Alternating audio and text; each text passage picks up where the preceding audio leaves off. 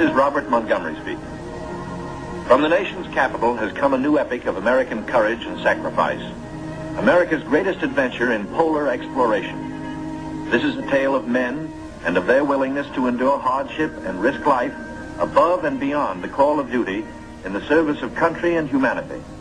For brevity, the sequence of events has occasionally been rearranged. The President's Cabinet approved the expedition. As Secretary of the Navy, James V. Forrestal explains the reasons for the enterprise. There is only one untouched reservoir of raw materials left in the world, and that's in the region known as Antarctica, an area larger than the combined area of the United States and Europe.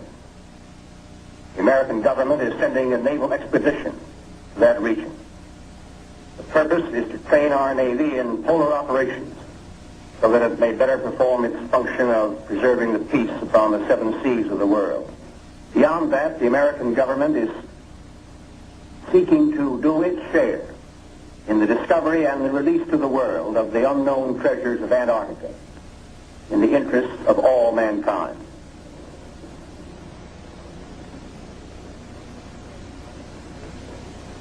Thumbs up to this gentleman. The Secretary has approved our plans, confirming you, Admiral Byrd, as the officer in charge of the expedition, and you, Admiral Cruzen, as the task force commander. And we get everything we need. That makes Operation Highjump the greatest polar expedition in history. Admiral, time is going to be our greatest handicap. By the time we get through this very difficult ice pack, the summer will have ended and the fall will have set in. Never before has anyone attempted to take a fleet of thin-skinned steel ships through 300 miles or more of crushing ice pack. I have great faith in your skill, courage, and determination. And now, gentlemen. Admiral Nimitz reviews the operations plan. The expedition will comprise 3 groups: a central land plane group to explore the interior from Little America, and 2 seaplane groups, the eastern to map that half of the continental shoreline, and the western to map the opposite coast of Antarctica. After the original orders have been issued, 3 months of planning are needed to organize the giant venture. This is Robert Taylor speaking.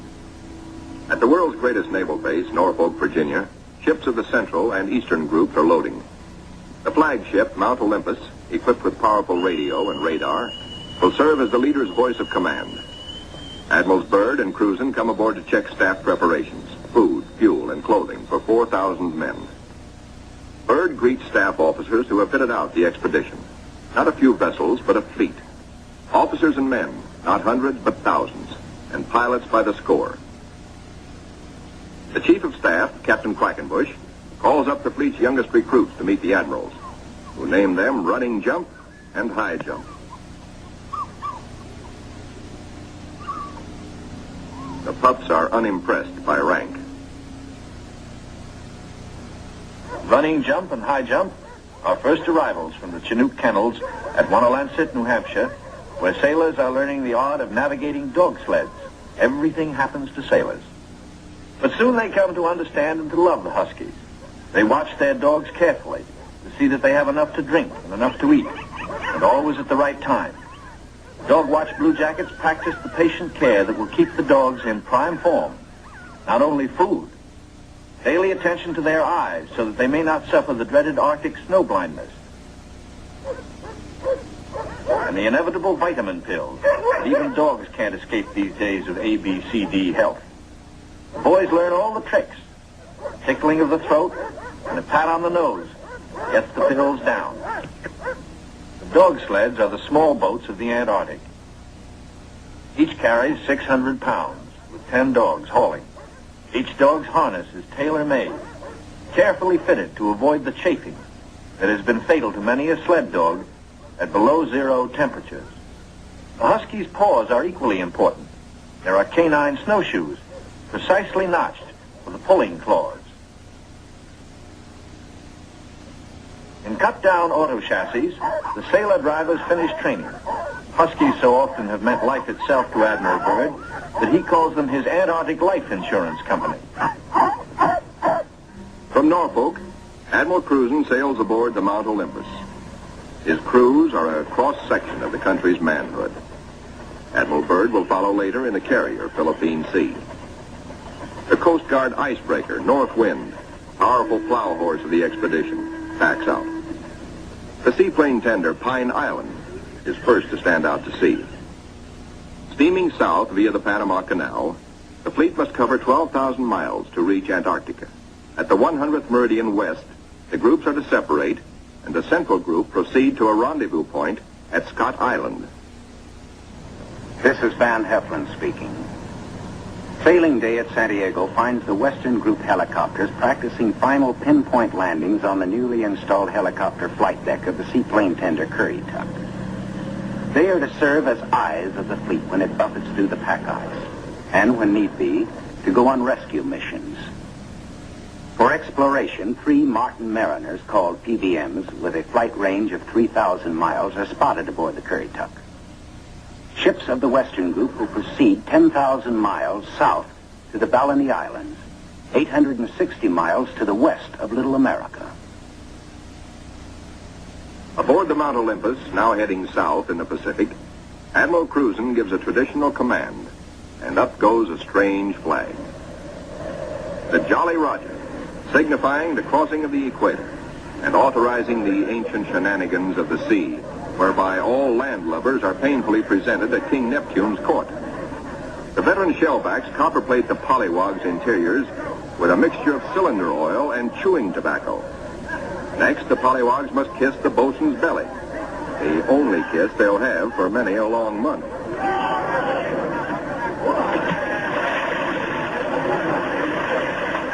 They wind up with a dunking and a final whacking to warm them up, officers and men alike. Wearing the whiskers of Neptunus caninus, Ricky, the veteran husky, presides as the pups become doggy shellbacks. The oncoming shadow of the Antarctic intensifies preparations. Bamboo is split for trail marker sticks. These, topped with flags, will form lifelines to guard the men against losing the trail in blinding blizzards. Small details, but vitally important in the wilderness of ice. The dogs are inoculated against infection. Now the serious business of the sea takes over. Danger menaces the fleet oiler, Cacapon. She must fuel the fleet now to lighten her cargo of 4 million gallons of oil. If storms strike her, plates may warp, rivets shear, and her back may be broken. And ahead are the dreaded roaring 40s. Deck parties run with hauling lines, bringing over the Cacapon's captain for a conference.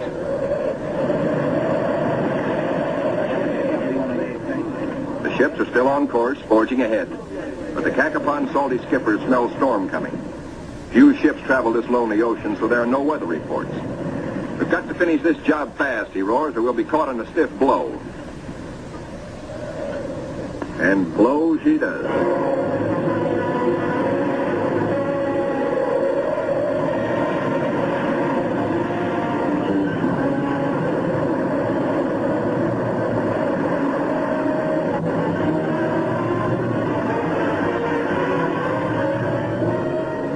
Clearing skies, but still the gale blows hard.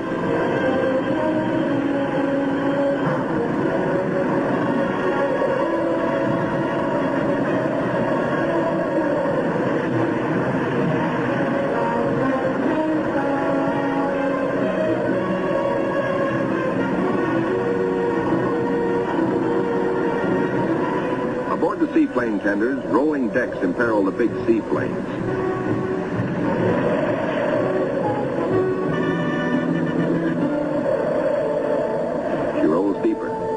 A sudden lurch.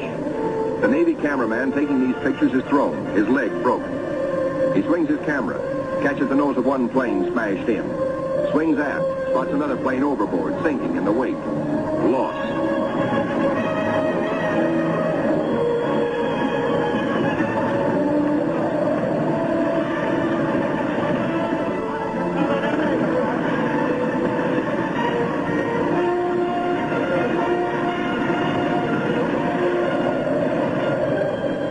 There's no loss of life, but below, in sick bay, the surgeons are busy with the injured.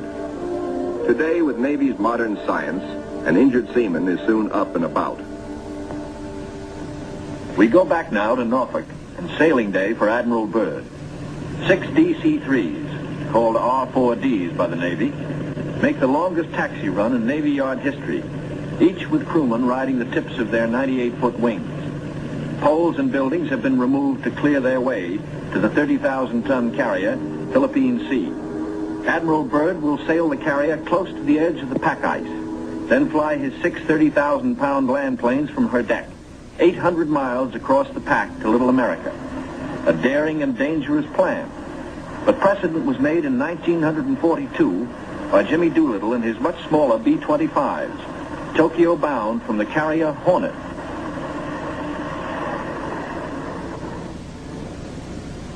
As the Philippine Sea sails on her 10,000-mile voyage, the advanced group under Cruzen has voyaged far south. They sight their first icebergs just above the Antarctic Circle. Careful bearings are taken, for the hulls of these ships are no thicker than was the steel skin of the Titanic. The treacherous ice is the enemy now as then. But danger is the sailor's business. His delight is in preserving home traditions, the Christmas tree and Christmas dinner.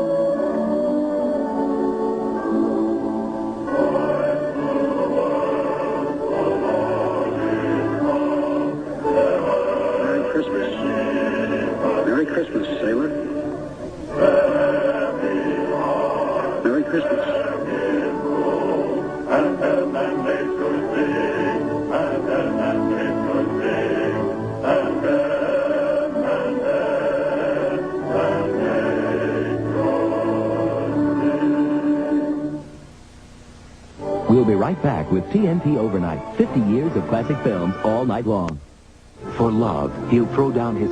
Engines throb, taking the central group deeper into icebound seas. Now, by the far-seeing eye of radar, the bridge learns of land ahead. And Flag Communications passes the word to the fleet. Scott Island, dead ahead. All ships rendezvous. 600 critical miles of their 12,000-mile voyage still to go. The ice pack ahead has been the executioner of many gallant ships. Cruzen summons captains and executive officers for a staff conference. While the staff confers, a small landing boat sets off for Scott Island, named in honor of the heroic British explorer, Captain Robert Falcon Scott, who lost his life a generation ago trying to fight his way back from the South Pole.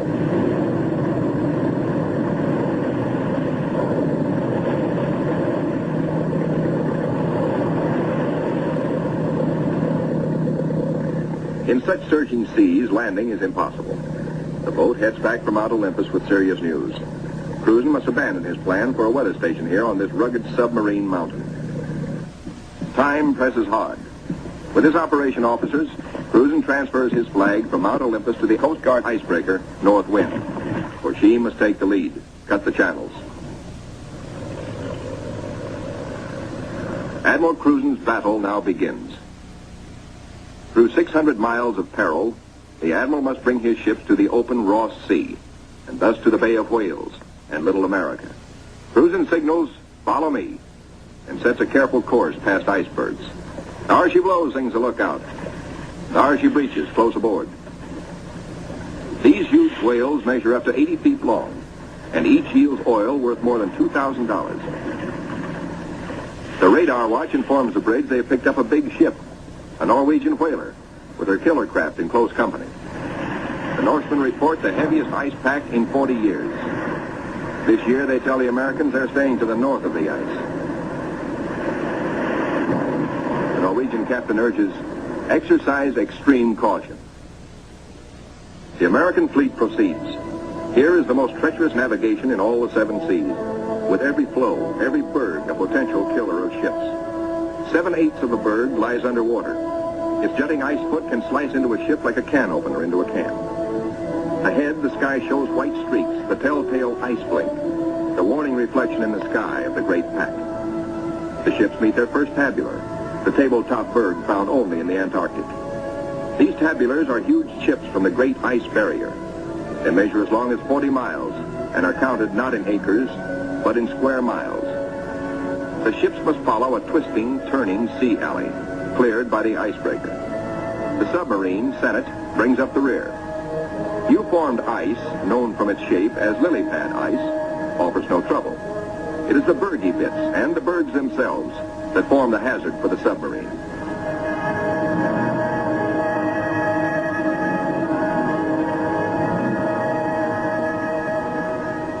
A little Adderley penguin comes aboard as pilot and rides the deck for 2 solid days. Navy cameramen find new subjects. A group of emperor penguins feeding in the lead.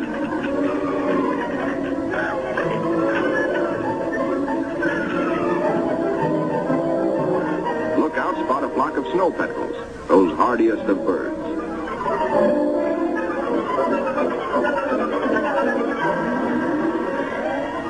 Admiral Cruzen orders reconnaissance by helicopter and himself boards the plane as observer. For the first time, the helicopter serves as the eyes of the fleet to scout out a way through the ice.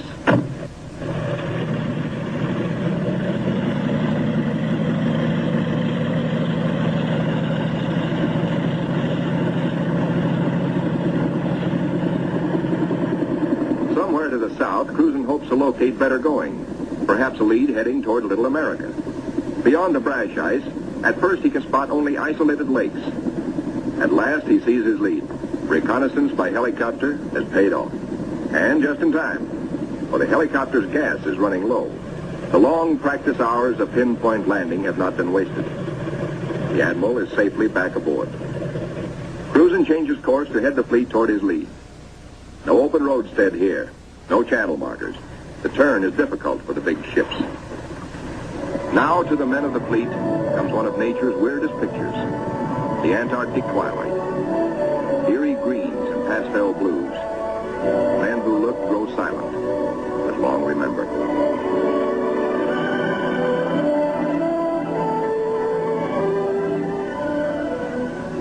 Nor will they forget the dawns and the seals.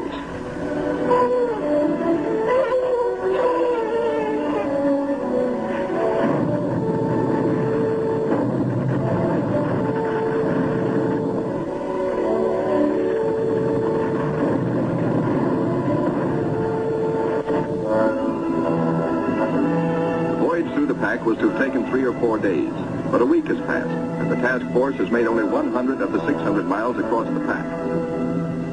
An emergency radio to the north wind summons instant help. The submarine, Senate, is caught. The jaws of 2 ponderous pressure flows are closed in, locking her in a white vice. The submarine is in acute danger of being sunk.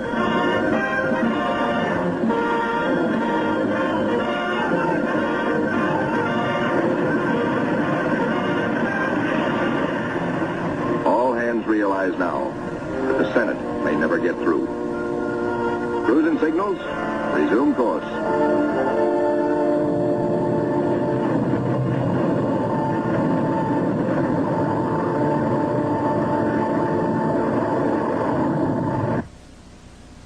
Meanwhile, the Eastern Group has steamed to Peter the First Island, 1,250 miles northeast of the main base to be established at Little America. The Eastern Group's seaplane tender, Pine Island, sends a helicopter to scout the rugged coast. Hope is fulfilled when she relocates Scott's 37-year-old camp. This was the base for the ill-fated Britain's expeditions at the turn of the century. While the helicopter waits, the Americans look over the hut, finding only an abandoned sled. But back at the Pine Island, the helicopter meets trouble. Her rotors, heavy with ice, fail. She crashes only a few feet from the safety of the landing deck. Within seconds, the Pine Island's crash boat reaches the sinking helicopter. The rescue crewmen, drilled for just such an emergency, yank Captain Dufek and his pilot safely aboard. Back at the Central Group, danger increases for the submarine. Crushing ice is now riding up over her decks. She is solidly frozen in.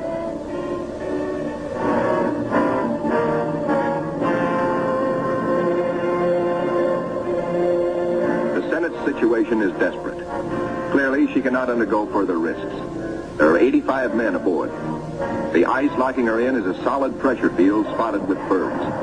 She must be taken back. The north wind cannot get the fleet through if constantly halted to rescue the submarine.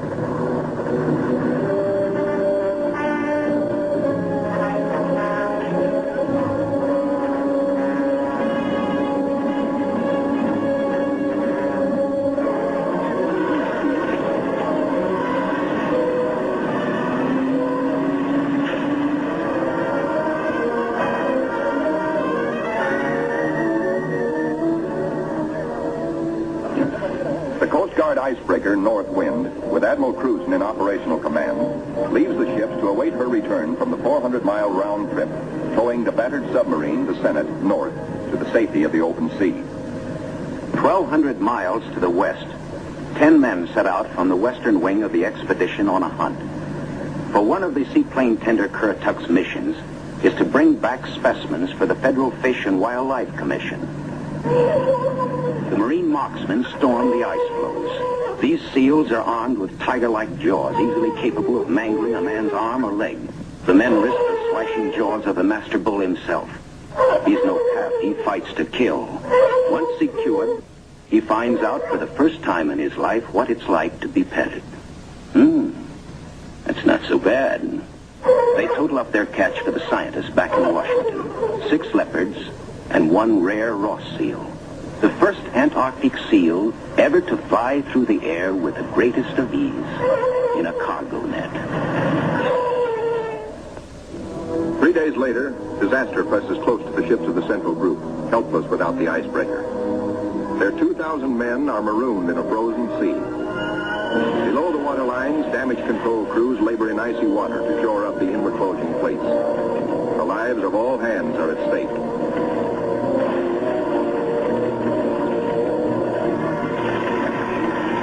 The radio flashes an SOS to Cruzen 200 miles to the north. Quickly, he orders the submarine to go on by herself to Scott Island and there operate as a weather reporting station. And now begins a race against time well worthy of high place in the traditions of the United States Coast Guard.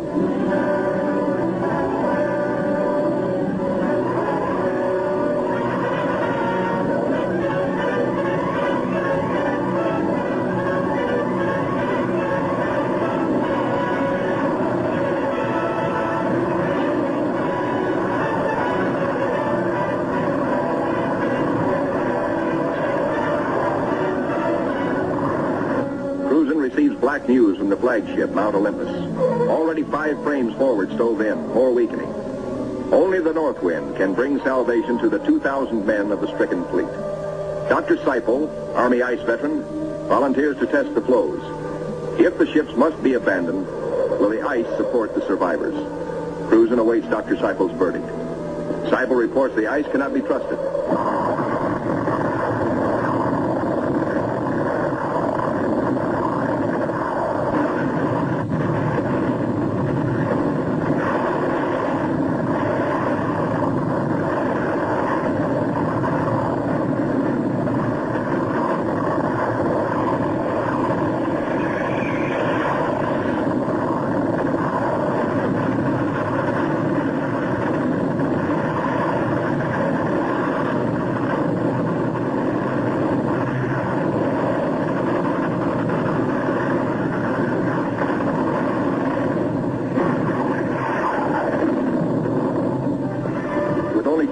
To go, the icebreaker is hemmed in by ice 20 feet above water, 50 feet below, in an area as great as 100 acres.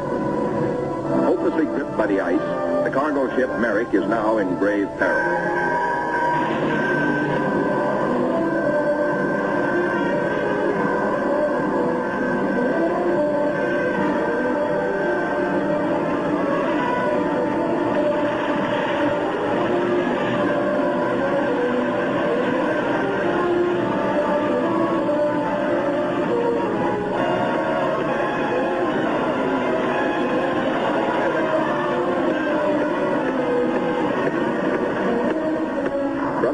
The fleet is now in sight over the pressure ridges. The desperate struggle of the north wind to reach them seems hopeless at times. The icebreaker counts her gain by yards now. Captain Thomas dares passages that normally he would avoid. It's the critical last round, a straight-out slugging match.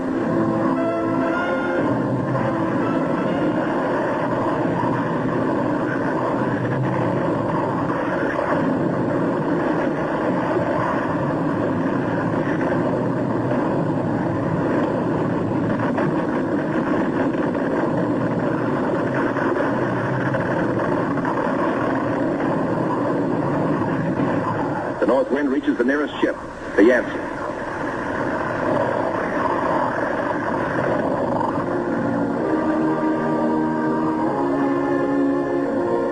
The Coast Guard icebreaker, North Wind, commands the only power operating in the whole frozen fleet.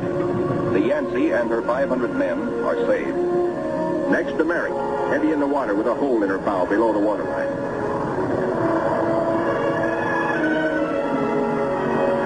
Wind reaches the flagship, Mount Olympus, cuts her free. The fleet has survived.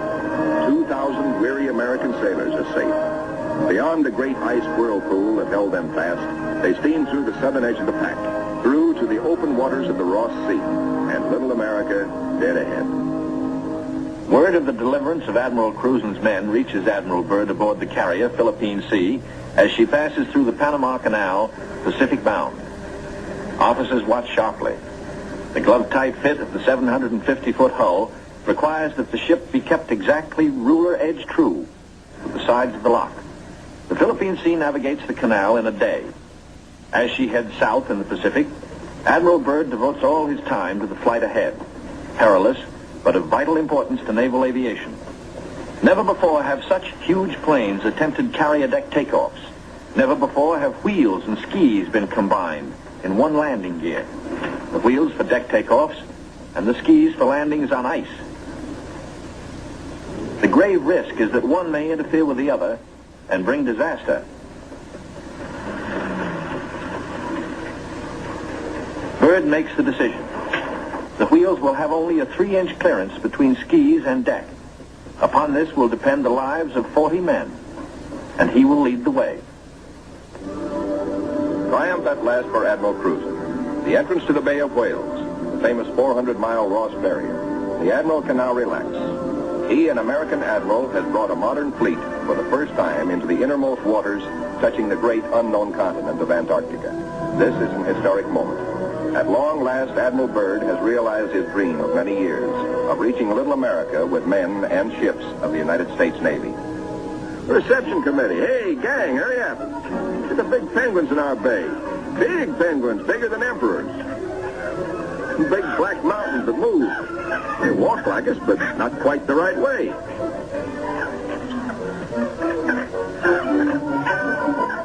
Come on, gang. We gotta go see what gives.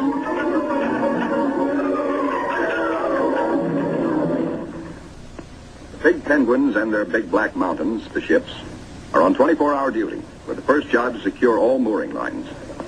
Big timbers sunk deep in the ice serve as anchors. They're called dead men in sea parlance, perhaps because they're buried.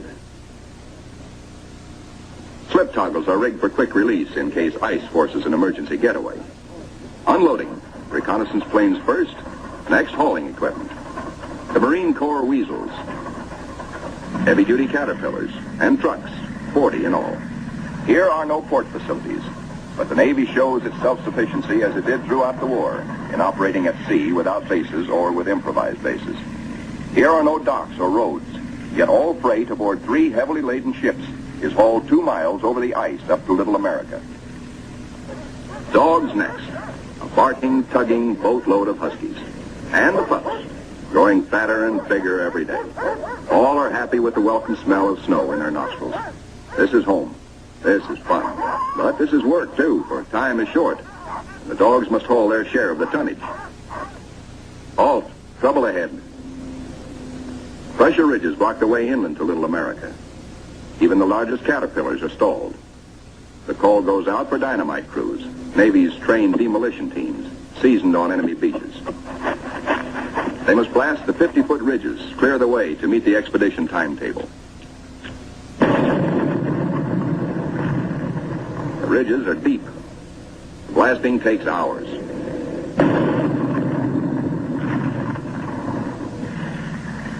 Seabees and their bulldozers follow, smooth out the road for the big cats. In 2 hours, they bridge crevasses 100 feet deep. And so 10,000 tons of gear, brought down by the cargo ships, start moving up to Little America. Work goes steadily forward. Seabees, with all hands helping, use every one of the 24 hours of daylight in the South Pole summer. Caterpillars with snowshoe oversized treads accomplish in hours the work that in old days hundreds of dogs could do only in weeks. Airstrips, smoothed out with drags, take high priority. Bird has flashed word from the Philippine Sea, now standing by off the pack ice, that he's ready to fly his R-4Ds in. It's up to the work parties to make up the time lost in the pack ice. Up to these men to work while gusty winds drive flesh-cutting gravel-like snow across the open, or to dig deep for storehouse foundations. Food dumps grow steadily. Here is the favorite hangout of the veteran Husky, Ricky. Born at Little America 12 years before, and still hungry. Each hour brings other buildings to completion. Knockdown Wanigans grow magically, and the Air Headquarters Quonset is ready. Snow blocks are dug out for windbreaker walls. These blocks are the adobe of Little America. Good idea, squawks the sidewalk superintendent of the base. Good idea. These big penguins do right well to bear in mind that when she blows down here, she's liable to blow your eyelashes off. The little Adderley shows no fear. What? Smoke? Silly idea. We'll be right back with TNT Overnight, 50 years of classic film. The ships are all but emptied. The Caterpillars and Go Devils live up to their wartime good name. Within 70 hours, the Seabees are hauling in the last 500 tons of essentials. Only a few more cases to be broken out. The local waterworks is the pride of the Seabees. 3 GI cans of snow produce 1 can of water, purest in the world. You keep your furnace going to make steam, which melts snow, which makes water. Simple. Simple once CB Engineering in Washington had figured it out before ever the first ship left port. And now, the ordered streets of a tent city that is Little America the Port come into being where 3 days before, the primeval snow lay unbroken. The church flag on the first Sunday signifies a pause for prayers. After the last Mass, and after the Protestant and Jewish services, the off-duty sailors have but one thought. Transportation has but one terminal, the mess hall, the best dinner of the week, as ancient Navy tradition always has decreed. Admirals and captains wait their turn in the chow line with the men. Inside, plates are loaded. Roast beef, rich gravy, high mounds of mashed potatoes, flaky pie. Life looks up again. A cigarette, good coffee. 5 miles east of Little America, a seal herd, 500 strong, has its feeding ground amongst pressure ridges and in deep crevasses. Ricky, as a pup, played the game of run, seal, run, and he hasn't forgotten. The seal wallops with his tail. Ricky's 12-year-old teeth are not so good on the slippery, wet hide of the 600-pound Waddell. Mr. Seal decides he's had enough. He scuttles down his escape hatch to the water below. Chow time. The only seals killed are for dog meat, especially good because it insures against scurvy. The pups smell their dinner coming and let their handler plainly know they want it, right now. They're only a few months old and forever hungry. Yet soon they will be pulling more than their weight in the sledge traces. They like their meat red and will fight for it. The flagship flashes word by radio to the carrier Philippine Sea. Base ready, weather suitable. On the carrier, 6 planes, triple-checked, are ready for their moment of destiny. Admiral Byrd has given the pilots a final briefing. Everything depends on split-second timing. Pilots, man your planes. No 3,000-foot runway here. Only a scant 300 feet. Jet propulsion is their reliance. Crewmen attach jet containers, 4 to a plane. These JATO bottles are packed with flaming power. In the critical 10 seconds at takeoff, they give the kick-up of 2 added engines.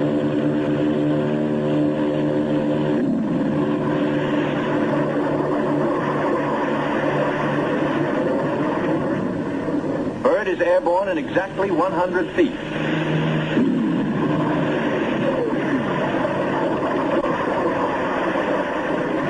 Admiral Byrd and his companion plane will try the 800-mile flight first. The others await his orders. At Little America, cameramen and Admiral Cruzen wait anxiously. And there comes Byrd. Cruzen can relax now. Skis work perfectly. The carefully calculated drag of the wheels serves only to shoot up a plume of snow.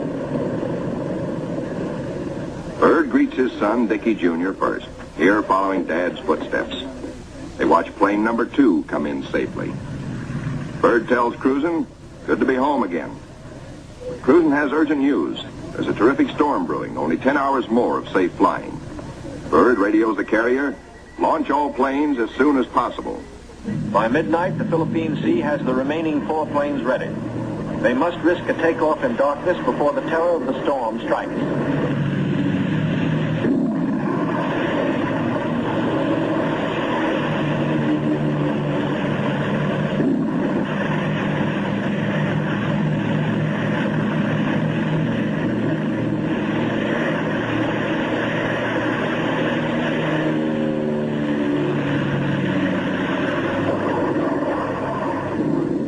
Finds the planes over the pack ice. With frozen death below and weather closing in, navigation becomes tricky. This close to the pole, the magnetic compass is no help.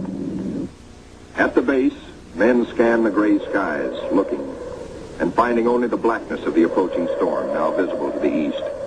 If the planes don't make it within an hour, but in they come, one by one, to land in the last remnants of clear light. Each landing is the first on the ice for each pilot. These men are the first ever to fly big planes into the Antarctic. Or on previous expeditions, the planes were freighted in, assembled, and only then were they flown. These Navy and Marine Corps flyers have been bred on stormy going. Their long experience and, above all, the Navy's relentless training in all details brings them in, but with little time to spare. The blizzard hits, 100 miles an hour, scouring across the sastrugi. In storms such as this, many brave explorers have died.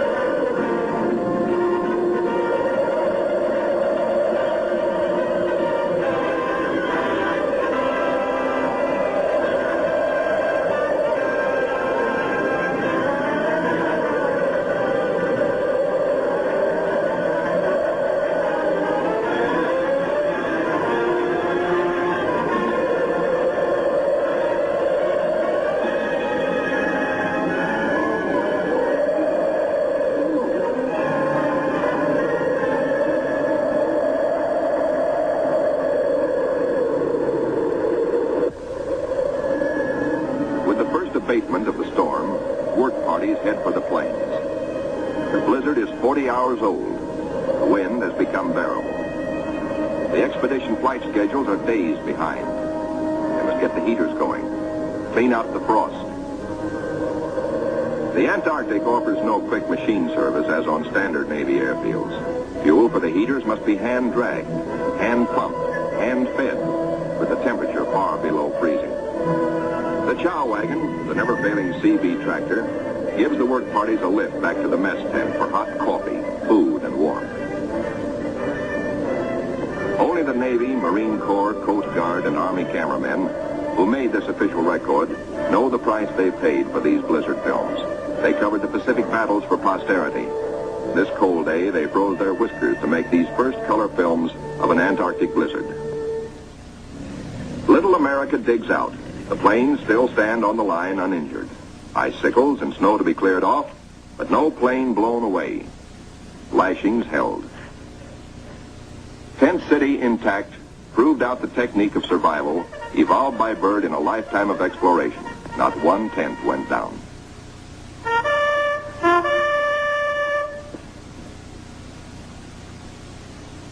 No matter how great the pressure of work, the flag must be raised with a ceremony which is its due.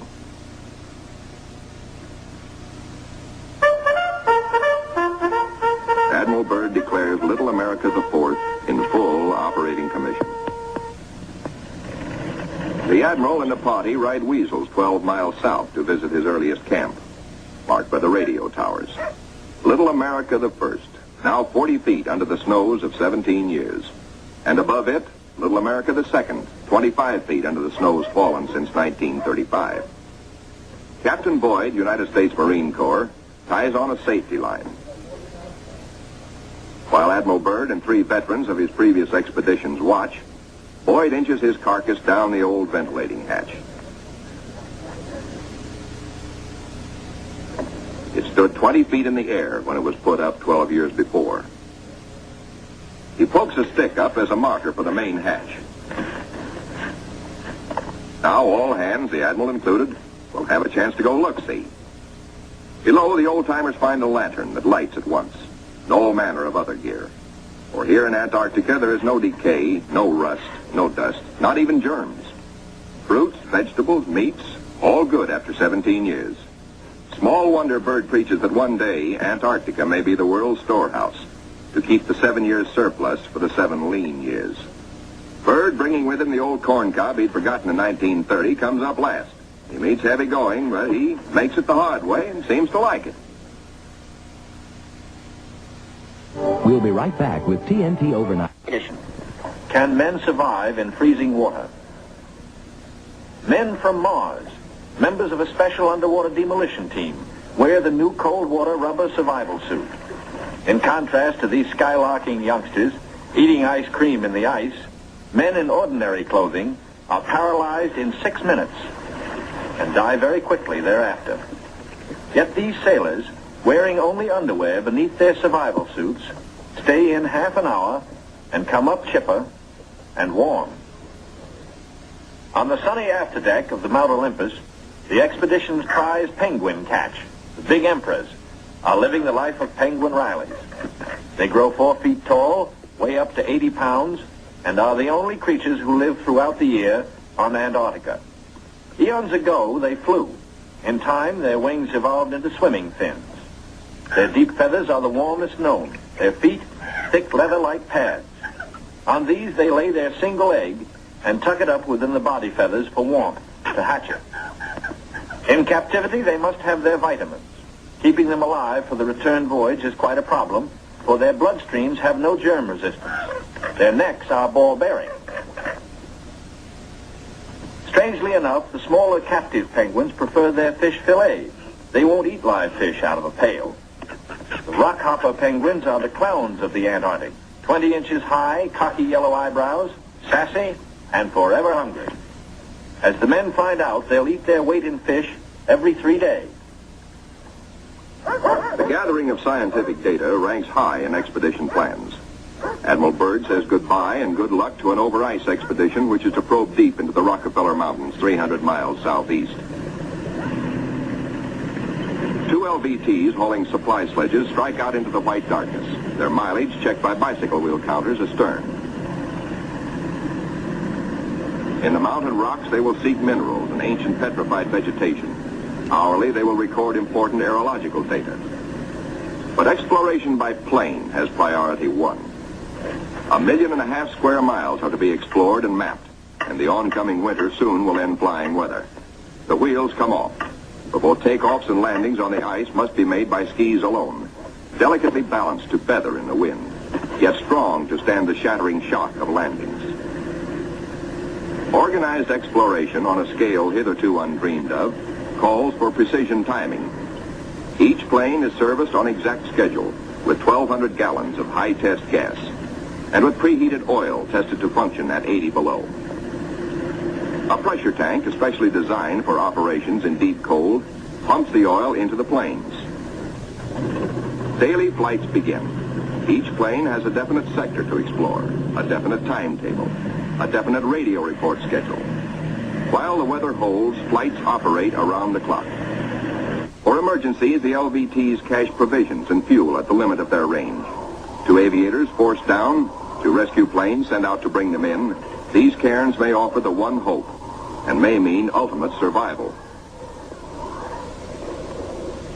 1,200 miles to the east, the Eastern Group vessels and planes are exploring the mysterious Phantom Coast. Aboard the destroyer Bronson, the commander of the Eastern Group, Captain George Dufek, makes an exploration voyage. He sails close in to Mount Erebus, 14,000 feet above the sea. It is the only known active volcano near the South Pole. Captain Dufek, his mission accomplished, returns to rendezvous with the seaplane tender Pine Island. Personnel transfers to the destroyer must be made by breeches buoy because of rough seas. This officer would probably prefer a boat.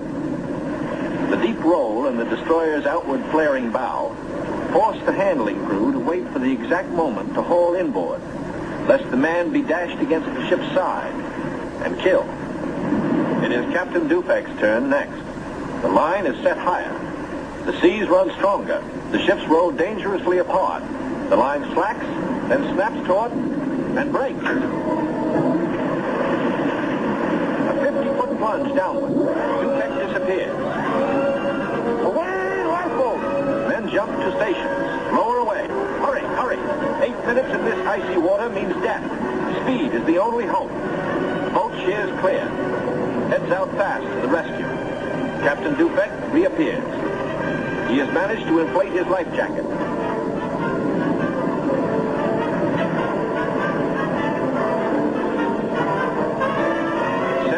Gone. Dufek grabs the lifeline. The seaman clutches him. By a margin of seconds, he is saved. 1,500 miles west of Little America, the Currituck and her western group are off the Shackleton ice shelf, circling the Sunset Coast. The western group commander, Captain Vaughn, gives pilots and plane crews a last briefing on Antarctic dangers and the technique of survival if forced down. The flight about to start is the longest and most important so far for the Western Group. Before takeoff, survival gear is checked. Gear to keep 9 men alive for 100 days. Food, drugs, sleds, sleeping bags. On the water, the great TBM makes her takeoff run. Her jet assist bottles blast. She lifts quickly into the air and circles the Currituck once. Jet assist bottles, their work done, are dropped and make a salvo splash. The pilot, Commander David E. Bunger, wipes his frosted windshield, a constant source of trouble in polar flying. He is over the Shackleton ice shelf, named for the great English explorer who kept returning to the Antarctic until death, so often escaped, kept its rendezvous with him. The smooth shelf roughens. Dark rocks, called nunataks, appear above the ice. Then rugged mountain ranges as far as the eye can see. Bunger leans forward in amazement. His eyes have caught a sudden and unbelievable change in scenery. The universal white has turned to chocolate brown, dotted with blue. A cameraman goes into action. 300 square miles of land without snow. Land that might be in New Mexico or Arizona. Pictures alone will prove Bunger has discovered a warm oasis in the shadow of the pole. It is for such supreme moments as this that men brave the hardships of exploration. The astounding, undreamed of fact is that they are over a chain of warm water lakes whose shores, except for small patches, are free of ice and snow. Commander Bunger circles the largest lake in sight, 5 miles long. He comes in to make a landing. Water temperatures must be recorded. Samples taken. He finds the water fresh. The temperature 38 degrees Fahrenheit. On the shores are vast deposits of coal and of minerals of the utmost importance to civilization. Aside from their headline discovery, Bunger and his men have another good reason for hustling home to the Currituck.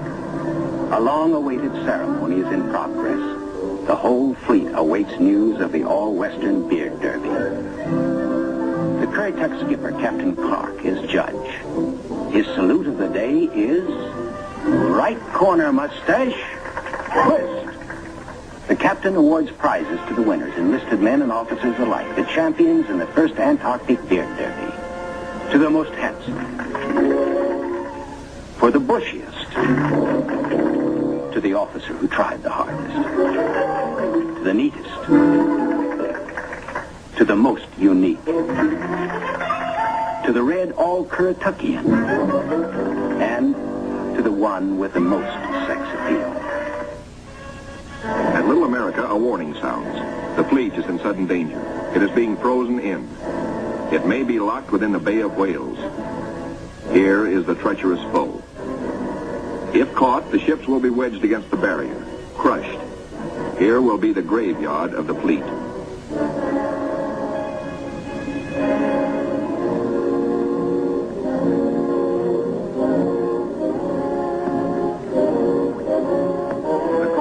Icebreaker North Wind goes into action.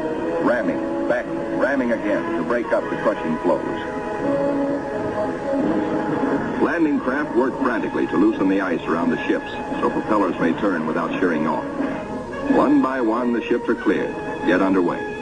Byrd remains behind with 197 volunteers in grave problems. His most important exploration flights will now lack the powerful directional radio of the Mount Olympus. To get his men out, he must hope the icebreaker can crash her way back in time. Otherwise, he and his men will be frozen in for the 9 sunless months of the dark, treacherous Antarctic winter. Marooned, Admiral Byrd and his staff plan the big flight to the South Pole and far beyond. This is the culmination, the last mass flight. 4 planes spanning out over a continent of unknown territory larger than Texas, California, and Arizona combined. Over freezing wastes without people, without life, without vegetation. Nature's most formidable challenge to man. The 4 planes are gassed up. All controls triple-checked. Motors heated. For they face cold as extreme as 60 below. Unrelenting. Murderous. Photographic units lead the parade of science to the planes. Each is a flying laboratory. The cameras are the trimetricons and the K-17s that spied out enemy secrets during the war. Now each plane carries 250 pounds of film to record some of nature's last great mysteries. The war's secret radar magnetic detectors are here too, bolted on like bombs. In war, their electronic impulses spotted minefields buried deep under the surface. Now they will read far below the ice, detect and identify minerals, coal, iron, precious ores. Byrd gets the words, "Ready, sir." He boards the leading plane. Gives the command, take off. Crews hasten to rock the ships and thus free the skis frozen to the ice. Now all the work that has gone before, the planning, the task of preparing ships, of training men, the perilous voyage through the ice, now all of these investments of time and sometimes of suffering are come into focus. Takeoffs for non-stop flights over the desolate, danger-studded wastes of Antarctica. Flights of great distance, the equivalent of, back at home, winging non-stop from the Canadian border to the Gulf of Mexico. Aviation is all important in the Navy's Antarctic exploration, just as aviation is all important in a modern Navy that must be strong under and above the sea, as well as on it. We'll be right back with The shelf ice. Byrd leads his 4 planes in the long climb over pressure ridge areas, heading for the polar plateau, 10,000 feet up. Below are no landing fields, only deep crevasses, pressure ridges 100 feet high, instant destruction for a plane forced down. Byrd pioneered the first South Pole flight in 1929. He applies again the practice of constant vigilance, careful calculations that assured his earlier successes. Over this cruel country, Byrd flies today at 3 miles a minute. In earlier explorations, 3 miles in one day was frequently the utmost for Shackleton and Scott for Britain, Amundsen for Norway, and Byrd himself for America. The Beardmore Glacier, 200 miles long, 50 wide, 1,000 feet deep, who knows. Byrd checks position by the sun compass. The glacier signals the South Pole itself. Here, Byrd drops the flags of the United Nations, carefully boxed, a symbol of America's goodwill to all nations. Now beyond the pole, Byrd focuses his cameras and magnetic detectors on land new to him and to all mankind. In eastern group waters, the seaplane tender Pine Island swings out a plane. Listed on the fleet's roster as Mariner George I. Crew members look out. No shadow of coming disaster troubles their young faces. Captain Caldwell, observer. Lieutenant J.G. Frenchy LeBlanc, pilot in command. Lieutenant J.G. Bill Kearns, co-pilot. Ensign Lopez, navigator. And a crew of 5 take off to map the treacherous Phantom coast.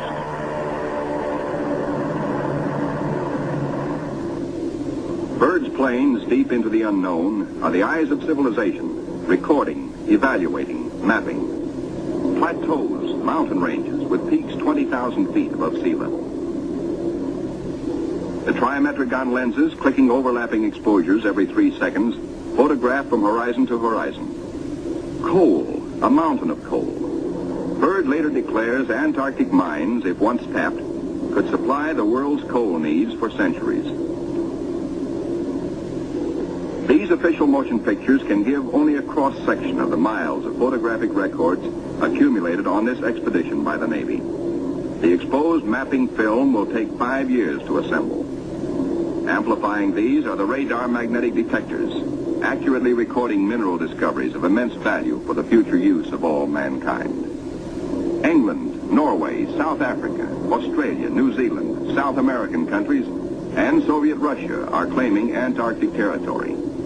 The United States recognizes no claim, and so far has made no formal claims for itself. But international policies cannot concern the Admiral now. His duty is to keep his flying laboratories functioning, to fulfill his dream of a lifetime. The word "gas half gone, sir," comes from the engineer tabulating fuel tank readings. Bird radios his pilots, return to base. By the third leg of their triangular course, the planes head back for Little America. Bird's plane takes the widest swing fuel permits as the lenses of the trimets continue recording new territory.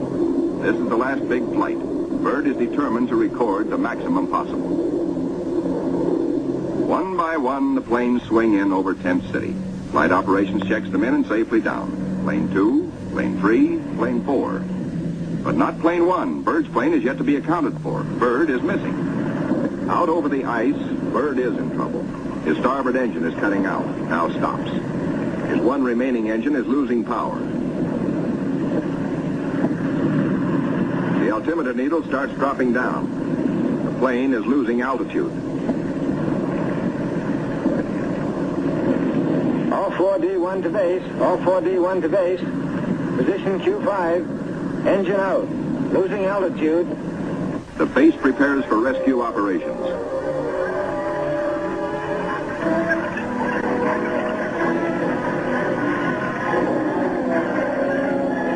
Handicapped by the partial power of one engine, the plane is in jeopardy. Down she drops. The needle drops from 3,000 feet down, threatening peaks around. A further drop might mean a crash. Only one hope: reduce the load, lighten her at once. Maybe that way, maybe if enough weight goes, maybe she will hold. Already the mountains are above. She is deep in the valley, deep in the shadow of disaster. The needle drops downward from 1,700 feet. Jettison all gear.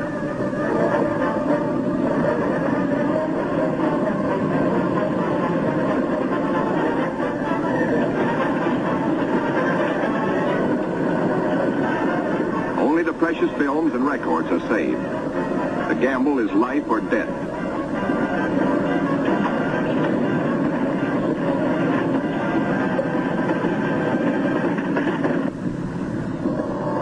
The altimeter levels off at around 900 feet.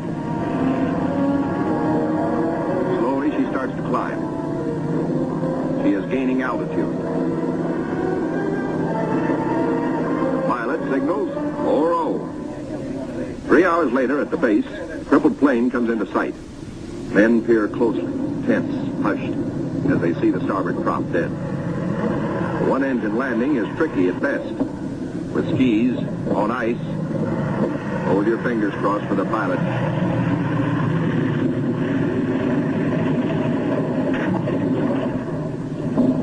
Safe, safe, good going. The greatest exploration flight of all history has ended in success. The flight beyond the South Pole. The flight beyond imagination. But over the Pine Island with the Eastern Group is the shadow of tragedy. Captain Dufek flashes the word by radio. To Eastern Task Group. From Task Group Commander, Mariner George 1 overdue. This group commence standard search and rescue operations immediately. Grim men with grave news from Captain Dufek. No time now for jubilation over his own escape. No mood for rejoicing. Byrd knows better than any man the tragic import of the message. In the freezing danger of the Antarctic, seconds are hours. Minutes are days. Every resource of the expedition must be mobilized instantly. All planes must take the air. All men stand alert for emergency duty. Over the ice pack, above the open sea, across the barrier. Mariner George 1 is down with men. No radio signals coming through. That means a crash. Search, search, search. Wherever the plane is, it must be found. For maddening, anxious days, fog shrouds the area where the accident most likely took place. Men are frantic, yet daily at their own request, at their urging, in fact, the crew of the Pine Island gathers for prayer service. On the 13th day, the weather breaks clear. Captain Dufek sends another PBM into the area heretofore shrouded in fog. At last, in clear visibility, the pilots and men scan water and pack ice along the Phantom Coast. Wherever they are, the 9 men of the George 1 have been lost almost 2 weeks. Hope is thin. 5 hours out, Commander Howell, the pilot, spots smoke. A signal fire. Some are alive down there. How badly hurt? How many live? George 1 smashed. The wreckage scattered, some of it burned. And a message on the wing. Lopez, Henderson, Williams, dead. No seaplane can land on the ice. Can the survivors reach open water? Howell must drop a message. We'll land Barrier's Edge 10 miles north. We'll drop flags to mark trail. If you can walk it, form circle. If not, form line. Howell knows the gravity of the decision Captain Caldwell must reach. But if the men can walk, a day may be saved. A precious day for the injured. Howell flashes the news. Captain Dufek gets the word and gives it to the Pine Island by loudspeaker. Attention all hands. This is the Task Group Commander speaking. Mariner George 1 has been sighted. Rescue operations are in progress. Howell circles his PBM over the wreckage. He watches for his answer. The huddle of men breaks apart. They've reached a decision. It's a circle. They'll try the 10-mile trek to board the PBM at the water's edge. Howell's crew have the relief gear ready now for the men below. Cargo chutes float the heavy packages down. First aid boxes, rations, skis, blankets. For men hungry, cold, hurt, and losing hope, the chutes are as lovely as shining stars. Symbols of life restored, of return to families who've been waiting and praying. Now to mark the trail. The PBM's crew have hundreds of flags, each weighted to land and stay upright. If fog should again close in on this desolate coast, there must be no second disaster, no wandering from the road to rescue. The survivors follow the trail markers. 5 able to walk, 1 on a sled, 10 miles to go. These men are marching out of the shadow of death into the sunshine of life. Aboard the rescue plane, ready to leave the barrier edge, the survivors, 6 thankful men, jerk out their story in bits and flashes. How Henderson, Lopez, and Williams died in the crash and explosion when they smashed up in milk bowl visibility. How they found scattered cans of food, a stove, and fuel to keep it going, and 1 tube of sulfur tablets, just enough to keep Frenchy LeBlanc, their gravely injured pilot, barely alive. Proudly they tell how Captain Caldwell consulted them all in dividing their little food, how he kept watch, inspired their faith, and how they prayed as men always do when there is no other hope but prayer. Bill Kearns, co-pilot, grins hello. First off is Frenchy LeBlanc. Corpsmen carry him tenderly in a Stoke stretcher. Moore and Robbins pulled him out of the blazing nose of the plane, but his back, hands, and face suffered third-degree burns, and in the Gethsemane of waiting for rescue, both legs were frozen to the knees. Amputation is inevitable, but he will live. The ship's company of the Pine Island greets their skipper, Captain Caldwell. observer on the flight.